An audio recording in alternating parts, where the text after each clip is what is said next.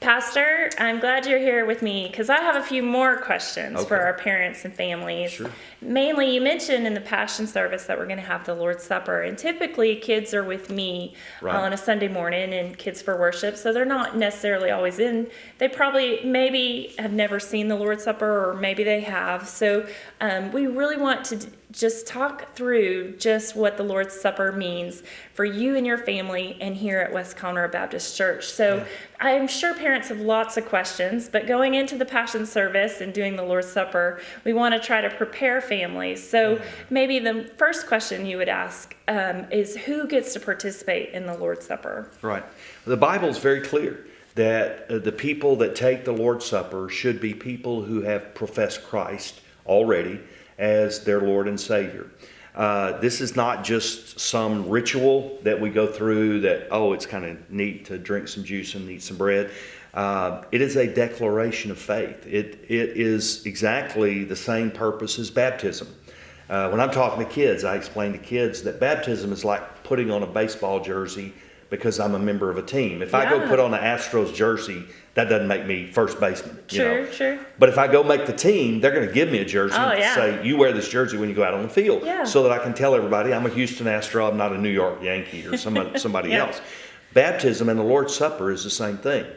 I don't necessarily say anything with my mouth, but just by eating the bread and drinking the juice, I'm saying to everybody that can see me, I have committed my life to Jesus Christ as Lord and Savior. So the Bible's very, very serious about this, that it is a declaration of our faith. But it's also a memorial. We are remembering what Christ did on the cross. And in the Old Testament, they would often erect memorials. It could be a pile of stones. It may have been an altar. I remember Joshua when he led the children of Israel across the Jordan, and he told them, put 12 stones together. And he said, later, when your children come back and say, what do these stones mean? You can tell them, they remind us that God led us out of Egypt with his strong and mighty hand. So I don't want parents to be afraid that their kids may ask questions. In fact, I'm praying it does cause your kids to ask questions. And it's a great teaching moment for parents about the gospel. Yes, and we're having this video and this conversation because we want to encourage you to have that conversation with your kiddo going into the Passion service or any service that might have the Lord's Supper. So like Pastor Jay said, that is a symbol for us as believers to partake in and participate in, an act of worship for you. And so as a family, you might have that little Johnny, Susie are saying, but Mom, I have done that. I have asked Jesus into my heart. I am a Christian. But you as a parent might be struggling on, well, they haven't been baptized, or I don't know if they're ready. What advice would you give to parents who have talked about it, but maybe their child changes their mind or is not clear? What advice, how would you kind of guide a parent? Well, first, let me make it very clear to you that Brandy and I are not going to be the spiritual police of your child. And so you are their frontline pastors. Tag, you're it. You're it, Mom and Dad. And so it's going to be your judgment call. So I know, let's just pretend we're walking into the building, and Mom, Billy I did make that decision. I did make that decision. I am a Christian. So you may have a couple of minutes. Maybe you say, Billy, that's great. When did you do that? Tell me about that if you've got a few minutes. And Billy tells you that and you feel good about that, I'm going to leave that up to you. If you feel solid and he understands what he's doing, then let him celebrate. Say, okay, well, for the first time tonight. If you as a parent, and I'm going to tell you why. If you as a parent say, okay, Billy, that doesn't make a whole lot of sense. So what do I do now? You know what? I have talked to many kids about salvation, about baptism. They want to get baptized, But then I realize they don't really understand what salvation is. They haven't yet experienced that.